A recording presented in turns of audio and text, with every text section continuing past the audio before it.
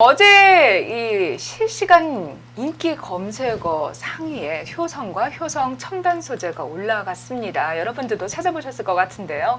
자, 그러면서 오늘 개장하자마자 이 종목 엄청 뛰어가겠다라고 생각을 하셨다면 바로 맞추셨습니다. 시가가 18% 출발을 했고 고가 19%까지 올랐다가 이 시각 현재 2%대 오름세를 보여주면서 큰 음봉을 나타내주고 있습니다.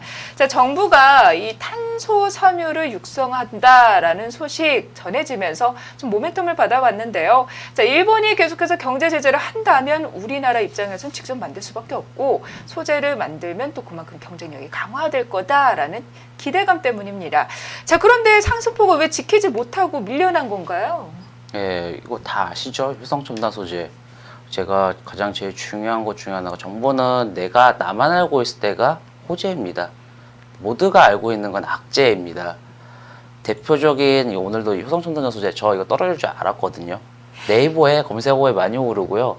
투자하셨던 관심 있으신 분들은 다 알고 있었을 거예요. 탄소섬유 규제 이런 정부 지원, 정부가 지원을 하고 있고 효성에서도 탄소섬유 1조 투자한다고 이미 발표를 했습니다. 장 끝나고 나서 시간에 잠깐 상승 한 5% 가까이 상승했던 걸로 기억을 하는데요.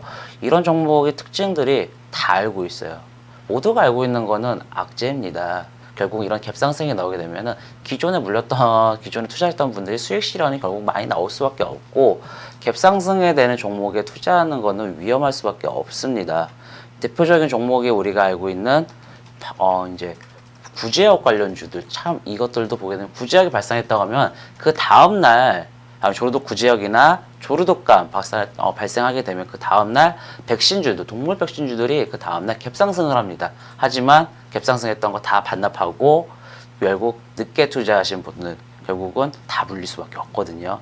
효성첨단 소재 이 회사 지금 다 알고 있어요. 결국은 다 알았던 종목이기 때문에 시장 자체가 결국 이거는 단기간에 올라갈 수밖에 없습니다. 그러니까 단기간에 분명히 이슈에서 다시 재상승할 수 있는 종목입니다.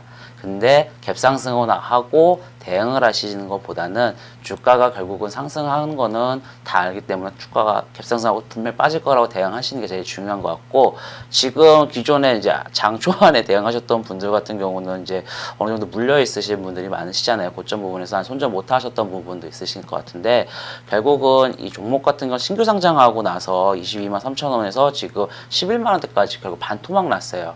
하지만 지금 바닥을 다지고 나서 다시 한번 상승할 수 있는 흐름이 맞춰졌고 탄소섬유가 말고 해서 일본에서 다시 한번 규제가 나오면은 이 종목도 엮이겠죠, 테마로. 그렇게 되면 다시 한번 상승할 수 있는 흐름이 나옵니다. 결국은 지금 저는 이 종목, 지금 첨단 소재 같은 종목 같은 경우는 저는 종가 베팅 할 겁니다. 종가 베팅으로 조금만 베팅을 해보시고요.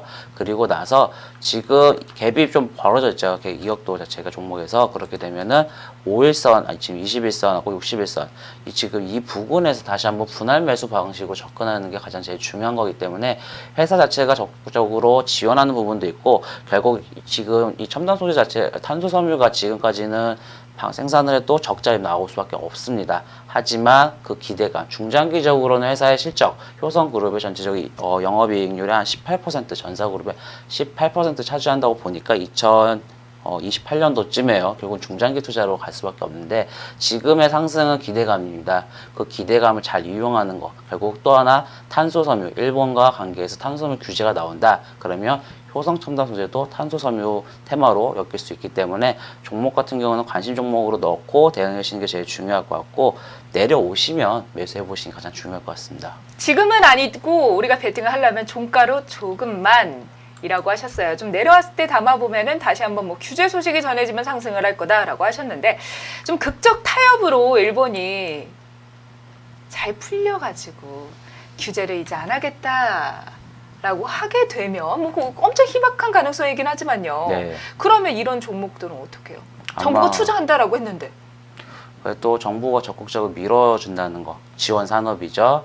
또 하나 이미 이제 한국의 기업과 일본과의 기업 간에서 이미 신뢰가 어느 정도 깨졌어요. 결국은 왜냐면은 정부 지금 한국의 기업들은 일본을 통해서 소재를 받고 생산을 해서 다시 한번 수출하는 거고 하는 부분인데 지금 결국은 이 경제가 아니라 정부 결국 정치에 의해서 결국 이게 문제 생기는 거잖아요. 정치에 의해서 문제 생길 수밖에 없게 되는 거기 때문에 다시 한번 이 신뢰도가 문제됐고 결국은 국산 제품은 다시 한번 이 기대감이 지금 물론 정부가 지원을 하고 모든 제품에 대해서 국산화된다고 하지만 일정 부분은 다시 한번 국산화될 수밖에 없습니다. 다만 실망 매물이 나와서 이런 기대감에 의해서 실망 매물이 다시 한번 주가는 하락할 수는 있지만 하지만 정부가 적극적으로 지원을 하고 국산화 대기업에서도 어느 정도 일부분의 중소기업, 중견기업들의 제품을 소재로 사용한다고 하면은